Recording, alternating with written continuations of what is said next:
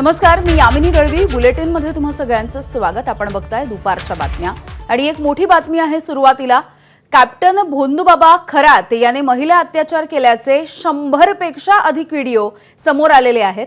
कॅप्टनच्या प्रकरणामध्ये राज्य सरकारने एसआयटी नेमली आहे आणि या एसआयटीच्या प्रमुख तेजस्विनी सातपुते गेल्या 1 ते 1.5 तासापासून अधिकाऱ्यांकडून या सगळ्या प्रकरणाचा आढावा घेत आहेत.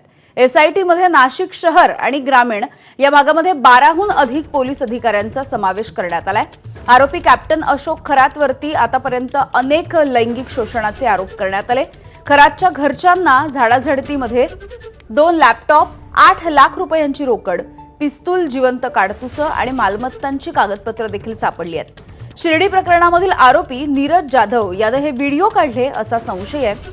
कॅप्टन खरात प्रकरणामध्ये 3 जे दाखल गुन्हे आहेत त्याचा तपास आता अधिक वेगाने सुरू झालाय. व्हिडिओच्या माध्यमातून तांत्रिक विधीच्या नावाखाली महिलांचं लैंगिक शोषण हा भोंदूबाबा करत असल्याचं समोर आलेलं आहे.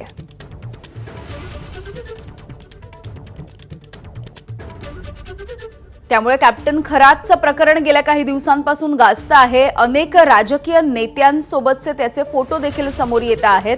काही वेळापूर्वी सुषमा अंधारे यांनी पत्रकार परिषद घेतली. रुपाली चाकणकर यांच्यावरती देखील त्यांनी गंभीर आरोप केलेले होते आणि याच कॅप्टन खरात यांनी महिला अत्याचार केल्याचे 100हून अधिक व्हिडिओ हे सध्या हळूहळू तपासामधून बाहेर येताना दिसत आहेत. कॅप्टनच्या प्रकरणामध्ये सध्या राज्य सरकारने एसआयटी देखील स्थापन केलेली आहे.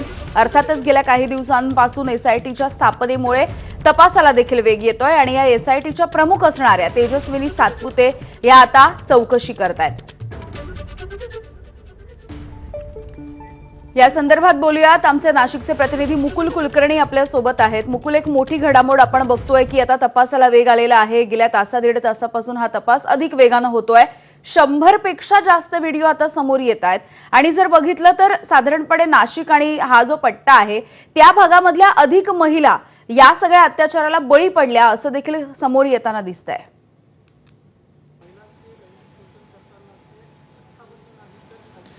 बरोबर आहे. एसआयटीची स्थापना झालेली आहे आणि गेल्या 1 ते 1.5 तासापासून एसआयटी प्रमुख तेजस्विनी सातपुते हे नाशिकच्या स्थानिक अधिकाऱ्यांकडनं या संपूर्ण प्रकरणाची माहिती गोळा करत आहेत. प्रत्येक गोष्ट ही जाणून घेतली जात आहे. आता जवळपास 1 ते 1.5 तास उलटून गेलेला आहे. त्याचबरोबर एसआयटी मध्ये कुठले कुठले अधिकारी असावे, महिला अधिकाऱ्यांना देखील प्राधान्य देण्यात आलेले आहे. त्यामुळे नाशिक शहर आणि ग्रामीण, नाशिक शहराच्या सरकारवाडा पोलीस ठाण्यामध्ये गुन्हा दाखल झालेला आहे. त्याचबरोबर सिन्नर म्हणजे ग्रामीण मधील एका पोलीस ठाण्यामध्ये गुन्हा दाखल झाला आहे. त्यामुळे दोन्हीही पोलीस दलातील 6 ते 7 अधिकाऱ्यांचं पथक आता एसआयटी मध्ये त्यांचा समावेश करण्यात आलेला आहे. त्यामुळे शहर आणि ग्रामीण भागामध्ये देखील तपास करता येईल. जी माहिती आता समोर येत आहे, सुरुवातीला म्हटलं जात होतं की 58च्या आसपास व्हिडिओ हे असावेत अशा स्वरूपाचा तपास सुरू होता. मात्र आता धक्कादायक बाब समोर येते की यामध्ये 100हून अधिक अशा स्वरूपाचे व्हिडिओ आहेत. ही माहिती आता समोर येत आहे. जसं तू म्हणाली, नाशिक आणि आसपासचं नाही तर राज्यातील इतर भागामधनं देखील येणाऱ्या काही भाविकांचे, भक्तांचे यामध्ये व्हिडिओ असू शकतात. आता ते तपासा अंती स्पष्ट होणार आहे. प्रत्येक व्हिडिओची खातरजमा आता पोलिसांच्या माध्यमातून केली जाणार आहे आणि तसा तपास पुढच्या दिशेने मार्गस्थ होईल.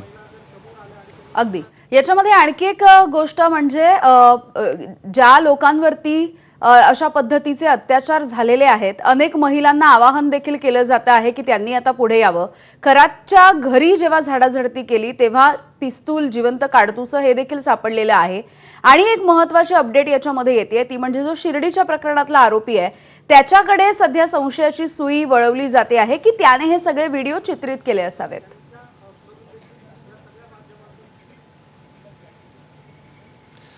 हे सीसीटीव्ही फुटेज असल्याचं प्रथमदर्शनी दिसतं आहे. सीसीटीव्ही फुटेज तो जो नीरज जाधव होता त्यांनी ताब्यात घेतलेलं होतं. हा या प्रकरणाचा संपूर्णपणे म्हणजे अशोक खरातशी तो मिळालेला होता का असा प्रश्न अद्याप पोलिसांनी उपस्थित केलेला नाहीये. कदाचित तो देखील या प्रकरणामधला एखादा पीडित असू शकतो अशा स्वरूपाची शक्यता लक्षात घेऊन पोलिसांकडनं पुढचा तपास सुरू झालेला आहे. आता गेल्या 2 दिवसापासून नाशिकच्या क्राईम ब्रांच आणि नाशिक पोलिसांनी जो तपास केलेला होता त्यामध्ये मिरगाव म्हणजे जिथे त्याचा फार्म हाऊस आहे त्या फार्म हाऊस मधनं एक पिस्तूल जमा करण्यात आलेला आहे.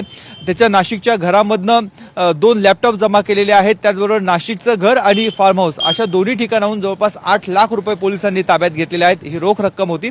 या व्यतिरिक्त त्याच्या नाशिकसह आजूबाजूच्या जिल्ह्यांमध्ये अनेक जागा आहेत, प्रॉपर्टीज आहेत, त्याचा देखील आता तपास केला जाणार आहे. साधारणतः शेकडो कोटी रुपयांची तरी प्रॉपर्टी जमा केली असा देखील संशय आता व्यक्त होत आहे. अगदी मुकुल, आधी असं म्हटलं जात होतं 58 व्हिडिओ, आता 100 पेक्षा अधिक व्हिडिओ समोर येत आहेत. त्यामुळे जे लोक पुढे येऊन आपली तक्रार दाखल करतायत त्यांची काही संख्या वाढलेली दिसतेय.